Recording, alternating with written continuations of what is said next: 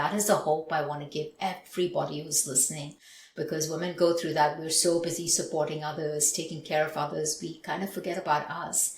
But if we just hit the pause button and start thinking about what could I do to make me feel better, I bet you anything it starts in the kitchen.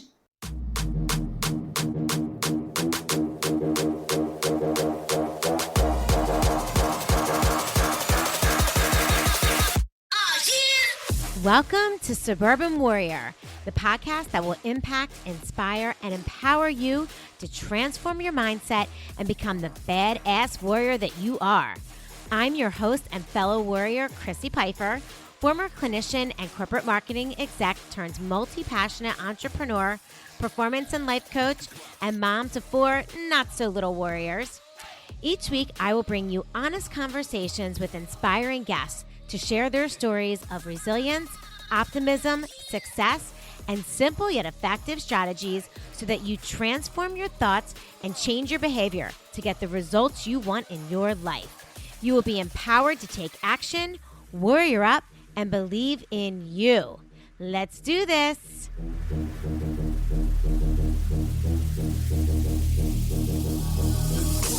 What's up, warriors? Welcome back to another episode of the Suburban Warrior Podcast. I'm your host, Chrissy Pfeiffer, and I am back this week with another amazing suburban warrior here to share her story with us. And this week's episode, is about a topic that's really near and dear to my heart because I think it's so important, especially for this audience of women in midlife, because millions of people are battling chronic conditions like obesity and diabetes and autoimmune diseases, anxiety, and, really getting treated, but without ever addressing the root cause, which is an unhealthy gut. And our modern lifestyle, from overuse of antibiotics and processed diets, has really damaged our microbiome, which really fuels these issues. Yet by nurturing our gut health, we can naturally support weight management and mental well-being and immunity. And so as a functional health expert, my guest today translates the latest microbiome science into actionable steps that you can apply immediately. So let me introduce to you Anu Simh. She is a board-certified functional health coach and the founder of 9 Arms of Wellness. She specializes in helping busy women lose weight and maintain their goal weight by focusing on gut health. Her personalized and unique philosophy has successfully guided hundreds of women in achieving and maintaining their goals. Anu is now training other coaches on her methodology. She's based in La Jolla, California, and sees clients nationwide. Her passion lies in the microbiome. She's also a skilled plant-based chef. Her soon-to-be-published book, Flourish from Within, reveals the importance of gut health for overall well-being and includes over 50 plant-based recipes. Anu's guiding principle is to help people get off medications for lifestyle diseases through diet and lifestyle changes. In her free time, Anu loves to paint, laugh, have fun, and create microbiome-supporting recipes, go on long hikes with her dog, Bosco. Welcome to the podcast, Anu. Thank you, Chrissy. It's my pleasure. I'm so excited. Yeah. Me too. Well, so crazy. You're from La Jolla, California, and you literally just experienced a crazy earthquake in San Diego, like a 6.7. So thank you for being here and recording with us. Hopefully we don't experience any aftershocks while this is going on. So I'm glad you're safe and sound, and thank you for joining. Thank you. Like I said, I think gut health is of the utmost importance for everybody. Once you start diving into the world of gut health, it really is a journey and a learning process. I know it has been for me over the last 10 years of my life, and there's always new stuff to learn. And so I'm really excited to have another expert on today to share, your expertise, your learnings with us, because it really is the root of so many of our health issues. And I don't think people are realizing, how important our gut health is. So first, tell me a little bit about you, how you got into this passion of gut health, and tell us about you. Yeah, sure. And 100% agree about gut health being just the basis of all health. And when clients come to me, the first thing I tell them is have you made the connection? Yeah. And sometimes we don't, I mean, it's one thing to read about, gut health is the root cause of all of your problems start with the gut. And maybe there are people like brain experts may not agree with that. But when we really think about your health of your microbiome and, like the, digestion being one of the most inflammatory things that we do for our body, it really makes sense to begin with the gut. So I try to get my clients to connect the dots, like where's your immune system?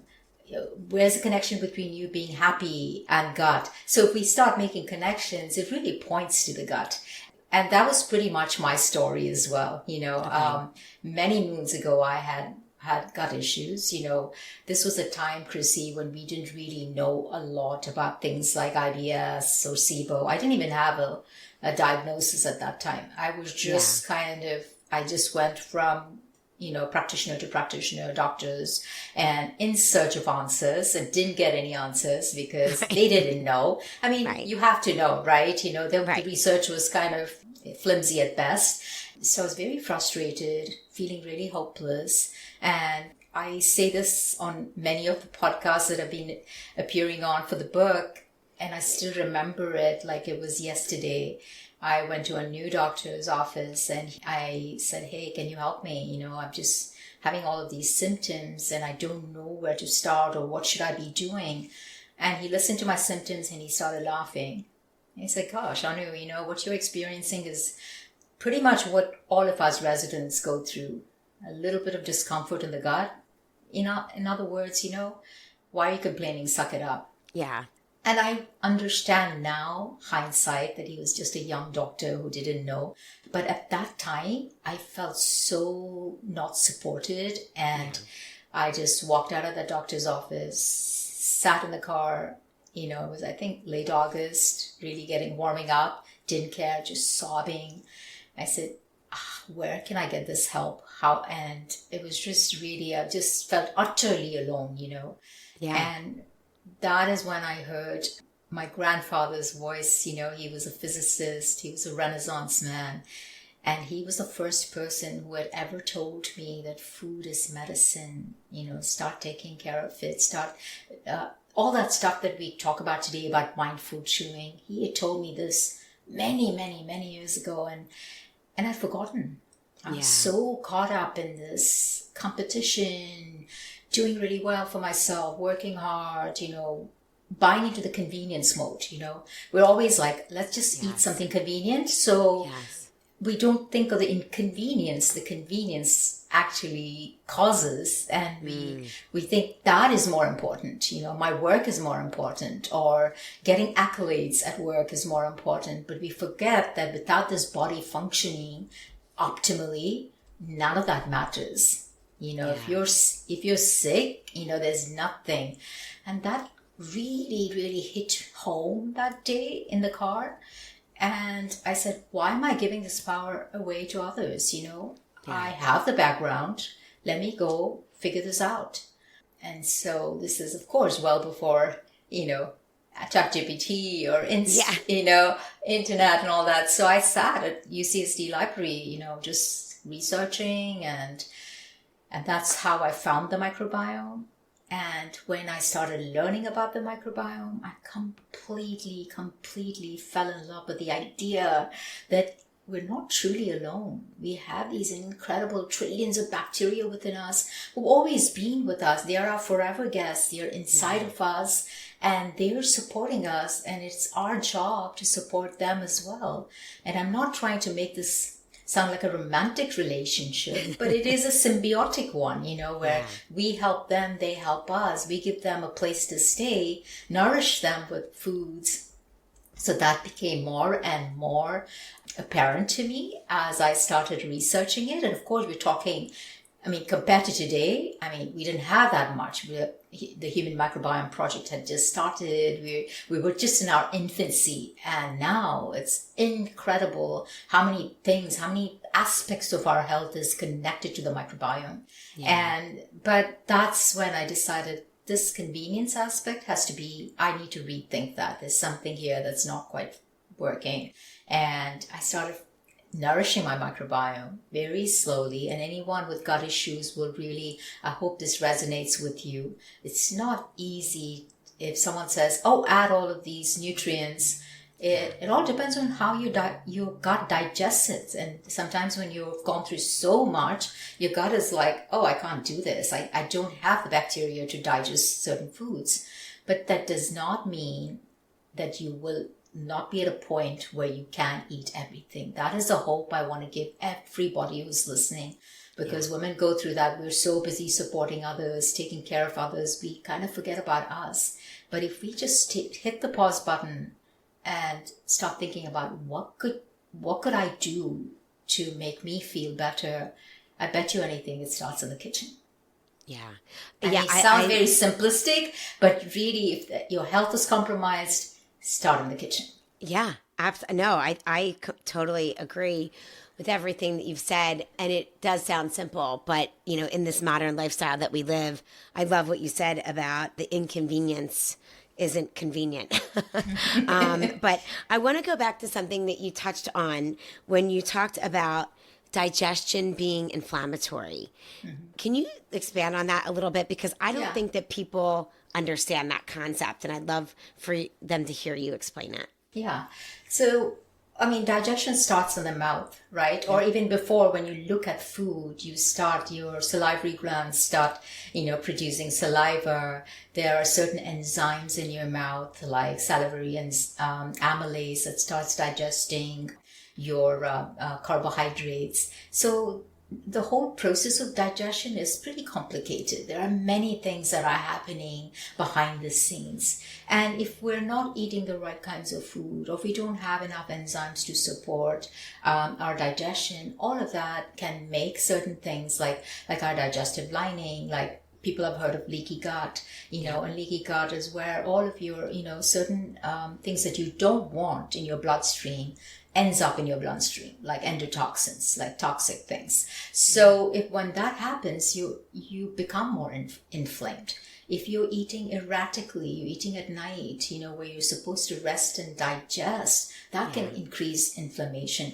All of that makes digestion a very inflammatory thing if it's not done, they're not digesting the right kind of things at the right time and the right kinds of food. So what you eat, how you eat, when you eat becomes very important to make the digestion work for you instead of against you. Yeah. And obviously types of foods, right, are a big part of that, meaning like if you're eating a very highly processed food diet and not eating whole foods, what do you think? So I know you are plant-based. Do you think meat is more inflammatory to digest, or? I'm so glad you asked that question because I think a lot of people are just at a place where everyone's on, like, there's a big feud going on. Like, this macro is important, that macro is important. You should eat carbohydrates. You should eat more protein. You should eat less fat. My approach to this is, listen, most of us get enough macros. It is the micronutrients that we are completely, that is where we are undernourished. And micronutrients come from plant sources. And micronutrients are vitamins, minerals, fiber, things like that, which our body can't make. We need that from our diet. So we just simply say, let's have a moderate approach to macros for a few weeks and just really focus on our micronutrients and see where all this nourishment's coming from. I feel like that's such a sensible approach to diet rather than belonging to any camps. And the thing is, I don't ever tell my clients that I'm plant-based because being plant-based for me is a philosophical approach to life. It has nothing to do with just health. So I don't have this overarching, this is the only way. I feel like food is so bio-individual. How you digest food, Chrissy, is very different from how I digest and absorb nutrients. So no one has the right to say this is the only way because you know your body and what your body needs more than anyone else. And I would tell all the listeners not to give that power away to anyone. There's always someone on Instagram or something saying this is the only way. Right. How the heck do they know? Right, right. So it might be the only way for them, but it's not the only way for everybody. Yeah. But I will say that, having said that, I will say that we are very deficient in one nutrient, and that's fiber. Yeah. Oh, absolutely. Yeah. Absolutely. And I think you make a very good point, because there is so much focus these days on macros. Obviously, especially for women, it's protein, but so when you're looking at fat and protein and carbohydrates, and to your point, for the most part, we are tracking macros and probably eating enough, but the micronutrients that we're missing, those are found in fruits and vegetables. And that's where I think we almost can't eat enough.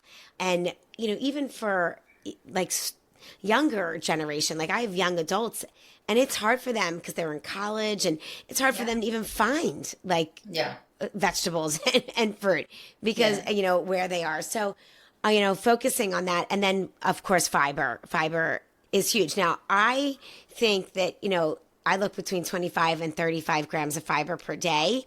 Do you have a range that you think people should be trying to hit?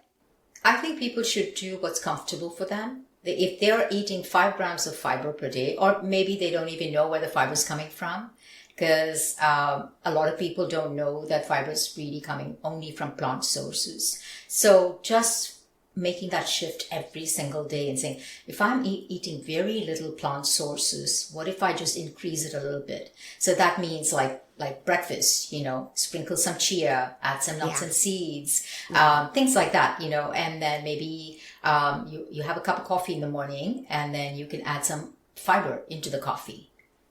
So every single opportunity that you're eating, add some fiber. And then, and not just the fiber, but the micronutrients coming from vegetables, fruits, beans and lentils. They've all become like, people are saying, oh, I can't digest this, I can't, and they mono eat.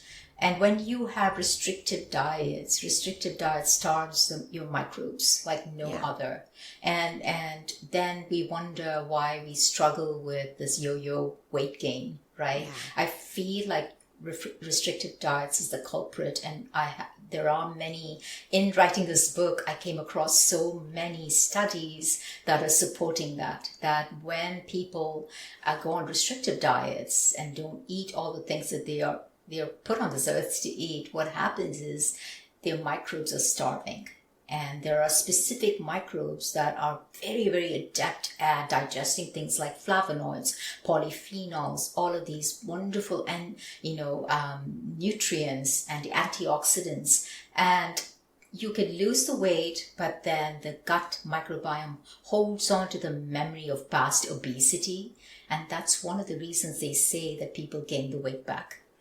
Because they don't have the microbes that are really doing the work for them to extract energy. Because depending on your ratio of certain bacteria, research is showing us that it can determine whether you can manage your weight or take in more calories from a certain food.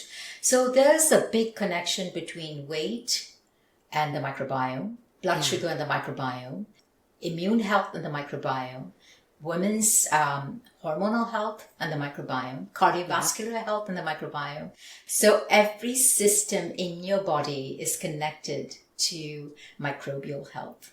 So I don't want to make it very complicated, because I think we want simple little. Convenience leads to consistency. So convenience should be, I can just do this every morning. I can do something at lunch and perhaps at dinner, or maybe not, even just 2 meals. That's a great start. I mean, one doesn't need to be plant-based or something very drastic and step away from their way of eating. They just need to make a few shifts, So when you're eating, I had this male client who's very much into a meat and potatoes kind of guy, steak. Oh, I can't give up my steak. I said, you don't have to give up your steak. Have your steak. That's for you and for your palate and for your protein intake, because he's a big guy. Yeah. I said, but also think about your microbes. They're doing a lot of work for you. So if you want them to support you, maybe add something on your plate so they look at fuel. Right. So this may be interesting for listeners. Research is showing us that when you have a diet very high in protein and you don't have enough fiber, the microbes are starved. Yeah. And they're not getting enough nutrients. So when you eat anything with protein, most of it is digested in the upper part of your digestive system.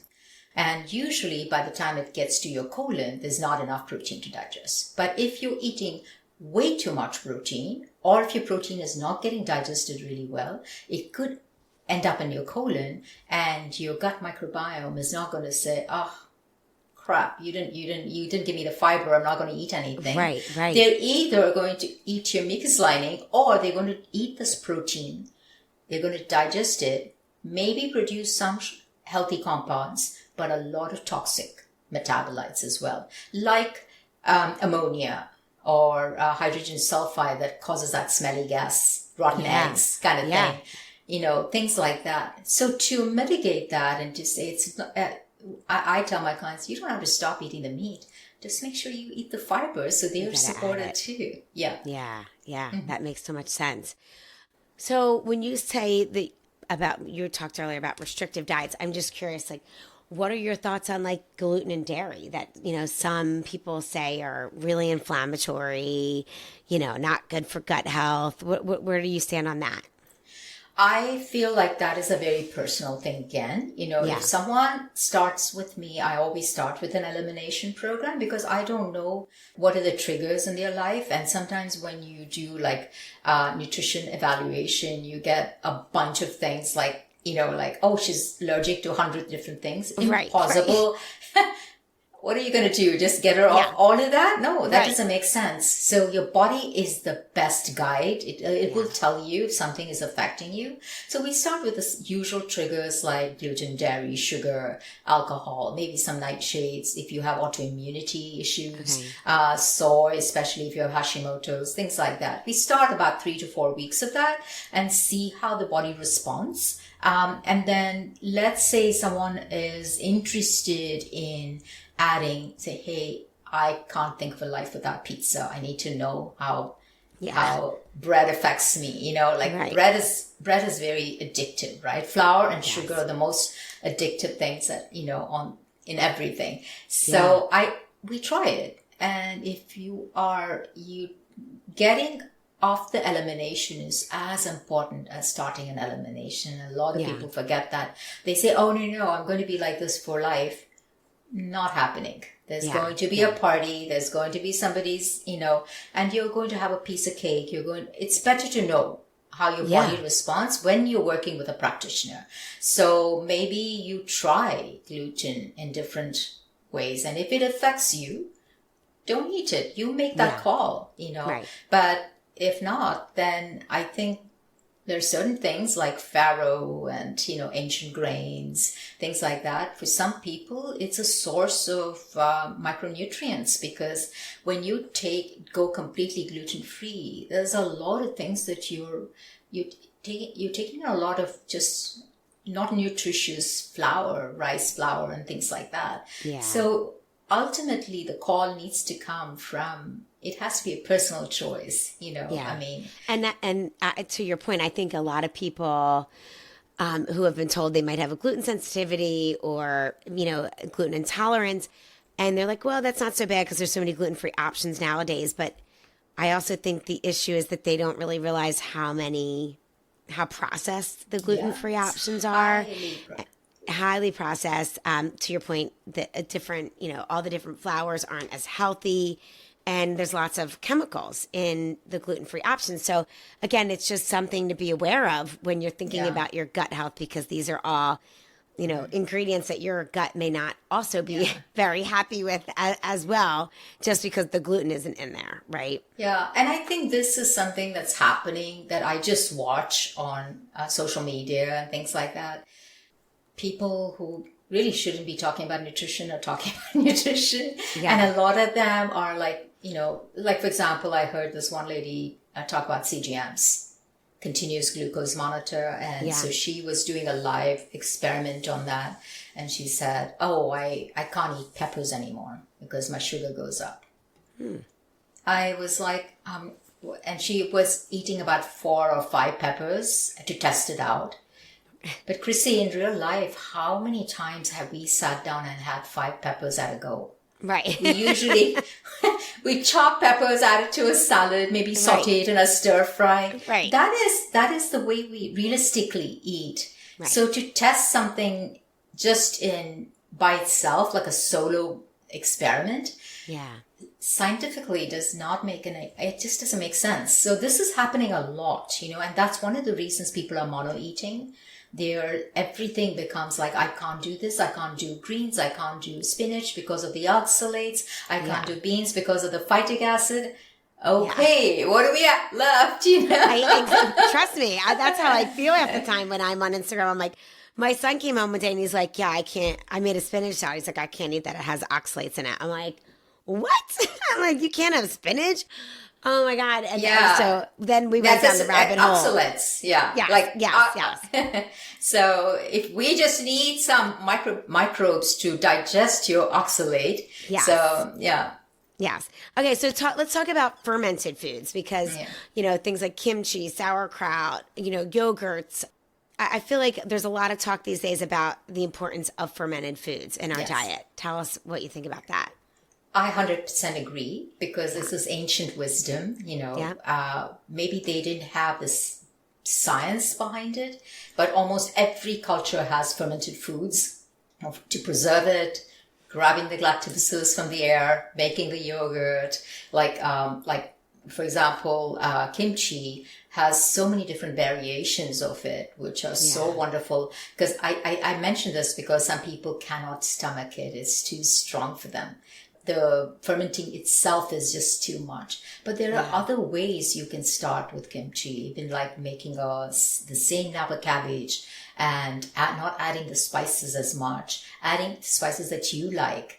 Make it your own, take things from other cultures, but make it your own. The most important thing about the fermenting is letting it sit there and ferment. And those bacteria that you're growing is what's really helping you grow, is fuel for new bacteria to grow. So that's the main thing that we need for fermented foods. So, and you don't need a lot. And that's another thing that I really would like to share. You need about a teaspoon or tablespoon. If you have gut issues, you get really bloated, gassy, you've been diagnosed with, I don't know if diagnosed is the word, but if you've been slapped with a label that you have SIBO or IBS or something like that, then maybe start very slow. Just start a little tiny teaspoon of fermented food and really kind of build up.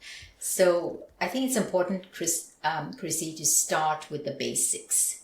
Fermented foods is a jump. It's like being in first grade and, handling things at a high school level. That's how I look at, fermented foods, because it takes a bit of time for the gut to handle that, the fermented foods. So I would say start with your foundational layers. And this is something I talk about in the book. And your foundation layers are your fruits and veggies. So start with diversity there. If you are constantly just buying foods at your local market, at your Whole Foods or something, and it's the same greens, same 3 or 4 veggies, change that.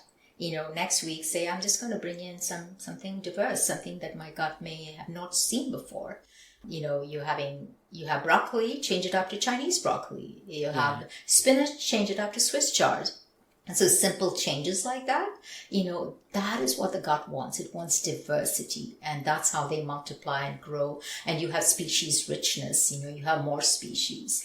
I mean, when we look at where we are right now, we're killing them. We don't have a lot of species left, and it becomes our collective responsibility to grow more species and pass it on to our future generation. I feel like it's like a family heirloom that you pass on, to your children and grandchildren, because it is coming from mom, you're passing it on. So, and that is important. And you start with those foundation layers, and you start adding little things, herbs and spices, incredibly high in polyphenols. So add a few things that you like. Maybe you like mint or dill or, oregano.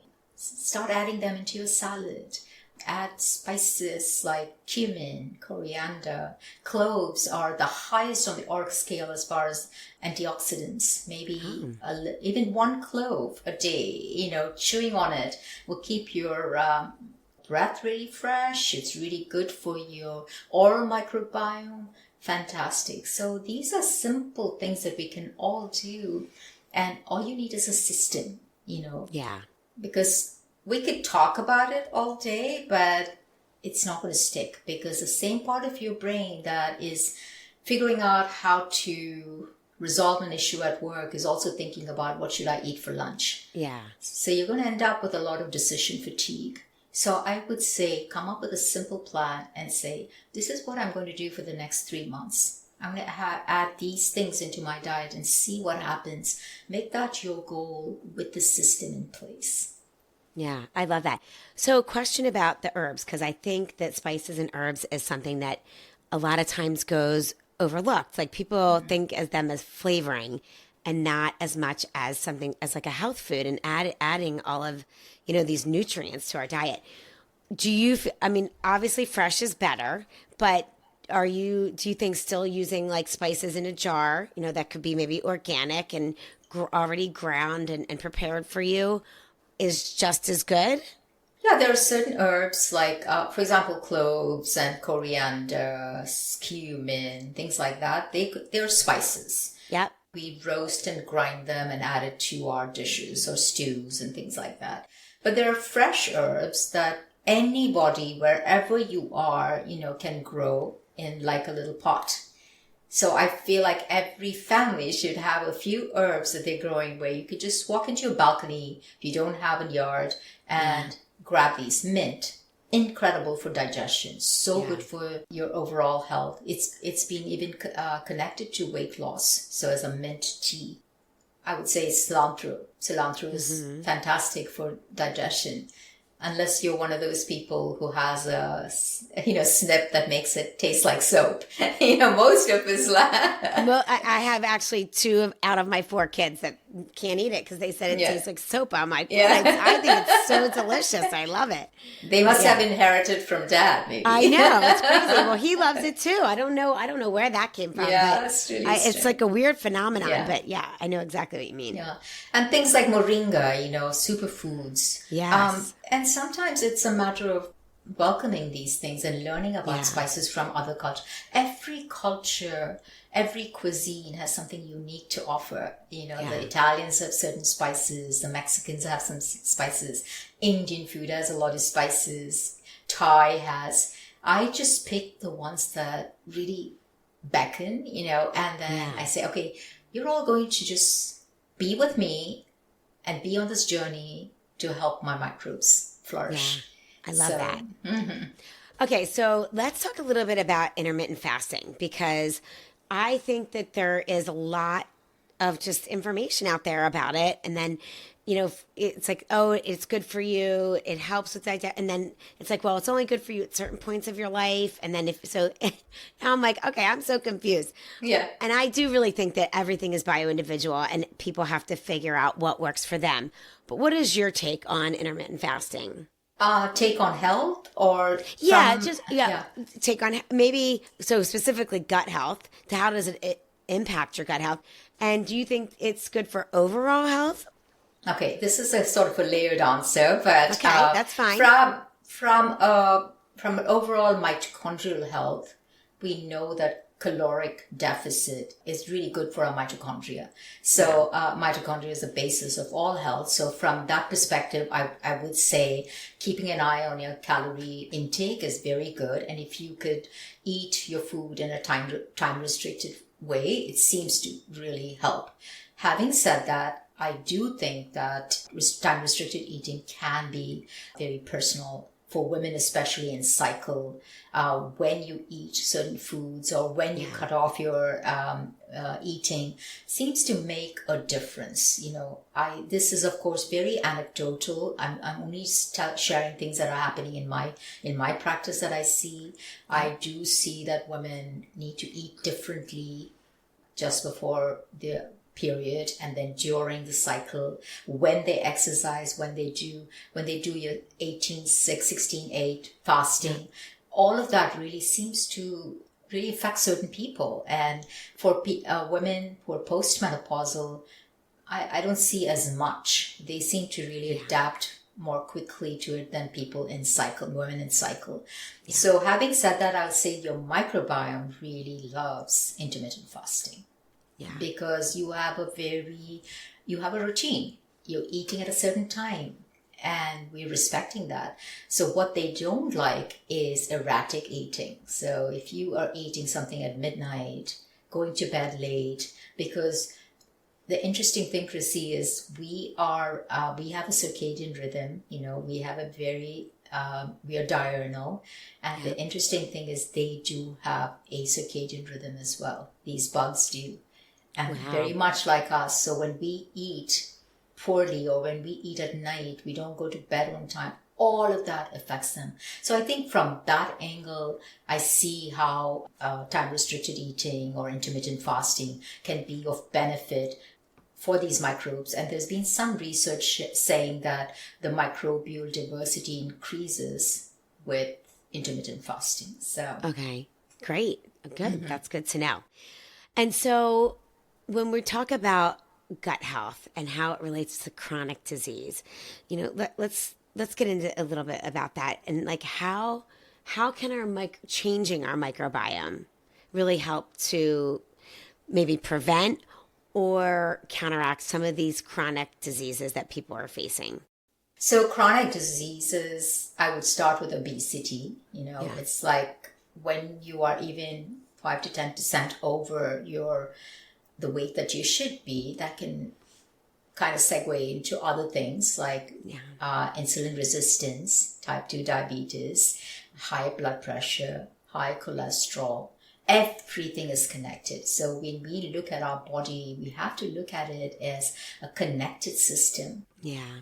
So at the basis of all of this are these microbes that are, and perhaps, Chrissy, maybe I start with what is a healthy microbiome? Is that? Yes, great. Yeah? Okay. Perfect. All right. So people always ask me, what is a healthy microbiome? I personally, even in the book, I don't say healthy. I say resilient.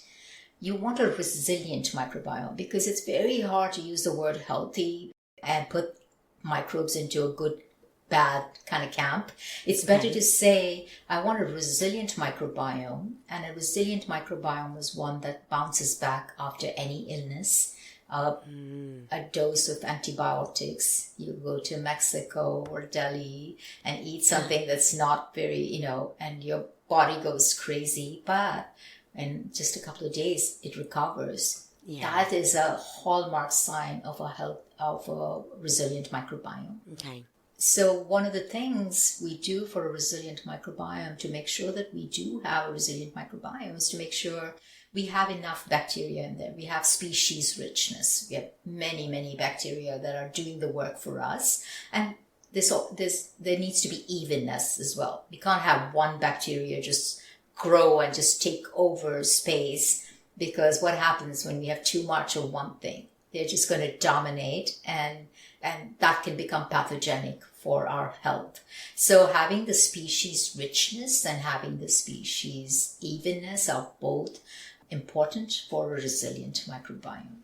And so I would say that is the starting point, really understanding that we do need a resilient microbiome. And if we did have a resilient microbiome, then it takes care of things like insulin resistance, because when you feed yourself things like fiber and foods that they like, they reward you by making things called short-chain fatty acids. They are healthy compounds for our body, and especially butyrate. And butyrate's been studied as this incredible compound for managing your blood sugar, keeping you satiated, decreasing inflammation, a slew of things. So it's connected to how you feed them. And then things like cholesterol, of course, fiber. What does fiber do? It grabs soluble fiber, especially grabs the cholesterol. So being studied for many, many years that fiber is so important to keep your cholesterol nice and at a healthy range. So right there, you can see that chronic disease is connected to the microbes and how, more importantly, how you feed the microbes. Okay. I think that makes so much sense, especially when you put it in terms of like, the resilience and being able to, like you said, travel and go to other places where we are exposed to, other microbes that we aren't normally exposed to, but then not have, ongoing issues. You might have an issue for a couple of days, but then your gut is able to bounce back. And I think that really helps put it in perspective because, sometimes if your gut isn't healthy, I feel like when you get exposure to those type of things, it doesn't bounce back. And then you're sort of in a state of, pain and symptoms. And, so being able to have a resilient gut makes so much sense. Yeah. I mean, I've had clients who come back from a trip, and even couples who come back from a trip, and one person's hit hard by it, and the other person recovers, and you always wonder, what could be the underlying reason for this? And I feel like it starts with taking care of the microbiome. Yeah, absolutely. Okay, so tell us, how does your new book coming out, which is so exciting, Flourish from Within, how does that offer like a unique approach to gut health and weight management, especially for those that might be interested in losing weight and might be struggling with it and not realizing that it might be related to their gut health? Yeah, I kind of discovered that accidentally, just working with clients. I realized that people with very low, with elevated ratios of certain bacteria, having a little estrogen imbalance in the gut, kind of showed me that something is amiss, and people on restrictive diets, they come to me and saying, I was on this this cleanse and this, and I lost the weight, but it came back. So it became very interesting to me. And that's when I started studying it more, just wondering, where's the connection? What has gut health got to do with obesity? And definitely there's a connection when you start looking at it. So for me in the book, I realized that 2 out of 3 Americans do not know the word microbiome, and I'm on a mission to change that, because we in our circle, we're all talking about the microbiome and we think everybody, but it's like someone said something about IT. I'm like, I would feel like I have no idea what you're talking about. It's pretty much the same thing. Yeah. Yes, exactly. Yeah. Exactly. Yeah. I agree. And so I would say, and that's how I wrote the book from that perspective. I want the person on the street who really has no idea that this is so important, not just for him, but for his future generations, his children and grandchildren. So I try to write it in as simple language as possible, because simplifying science is sometimes very, very hard and daunting, because you can miss some of the nuances of a certain study. So that was very challenging, just going through all of that. It took me a long time. And then the second part of the book is a diet that I propose, and the diet is not like a typical diet of macros. I leave your macro choices to you, meaning choose your protein, whatever that makes you happy.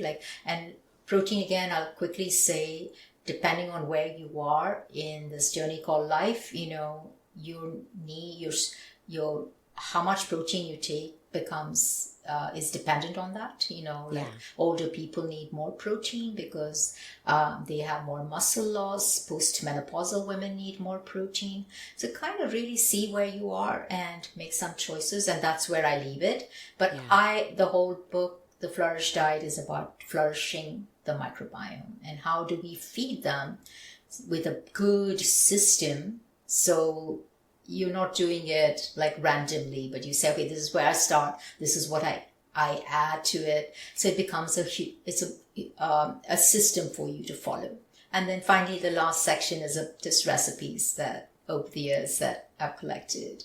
Oh, that's great. I love that. Well, Anu, thank you so much for being on the podcast today. Tell us where my listeners can find you. Can they learn more? Well, the best place is my website, 9armsofwellness.com. And on Instagram, the same handle, 9 Arms of Wellness. Awesome. Okay, wonderful. Well, again, thank you so much for being on the podcast today and for being an incredible suburban warrior and for helping support the community that we are building here at Suburban Warrior. Again, you guys can find Anu at 9 Arms of Wellness on her website or on Instagram. And we will also make sure that we link all of that, including links to her new book and everything that should be coming out soon in the show notes. And you can find me at Suburban Warrior on Facebook, Instagram, TikTok, and YouTube. And you can certainly listen to the podcast anywhere you get your podcast. We would love to hear from you. In fact, we actually need to hear from you in order to help others like you find the podcast. So be sure to leave your thoughts on this episode. Leave us a comment on Instagram or leave us a review on Apple Podcasts. So that other women searching for information like this can find it a lot easier. And again, be sure to click the follow button so you don't miss any upcoming episodes of the Suburban Warrior podcast, where we are redefining midlife wellness with grit and grace. Warrior up, believe in you, and we will be back next week with another amazing Suburban Warrior here to share her story with you. See you guys next week.